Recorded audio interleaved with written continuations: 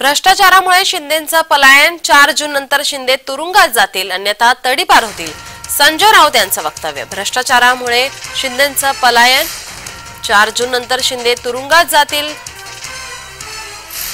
नाहीतर तडीपार होतील संजय राऊत यांनी मुख्यमंत्री शिंदेंवर टीका केली आहे। स्वतः या राज्याचा जो मुख्यमंत्री आहे तो तडीपार होईल असे त्याचे गुण आहेत। मुख्यमंत्री आणि त्याची टोळी यांचे एवढे अपराध आहेत की या एकनाथ शिंदेना सुद्धा तडीपारीची नोटीस बजावली जाईल असे त्याचे गुन्हे आहेत। एकतर ते तुरुंगात जातील किंवा तडीपार होतील। लिहून ठेवा माझं, हे नगरला सांगतोय।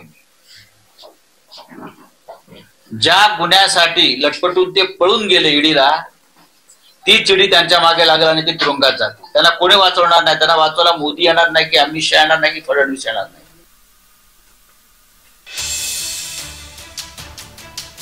संजय राऊत यांचं वक्तव्य। संजय राऊत यांनी मुख्यमंत्री एकनाथ शिंदे यांच्यावरती टीका केली आहे। 4 जून नंतर शिंदे तुरुंगात जातील अन्यथा तडीपार होतील असं वक्तव्य संजय राऊत यांच्याकडून करण्यात आलंय।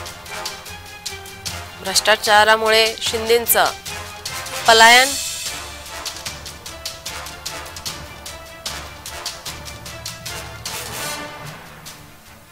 संजय राऊत यांच्या वक्तव्यानंतर संजय शिरसाट यांनी पलटवार केलाय, पाहूया।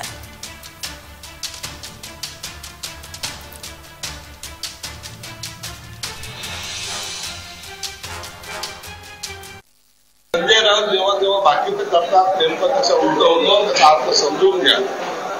उबाठा गटाचे खूपच जेलमध्ये जाणार याची यादी करायचं संजय राऊत असावी। त्यांचं नाव न घेता त्यांनी शिंदे साहेबांचं नाव घेतलंय, परंतु यांच्या जेलचे दरवाजे मोदी साहेबांचे नव्हे जेलचे दरवाजे यांच्यासाठी उघडे झालेले आहेत आणि यांची जाण्याची वेळ आली।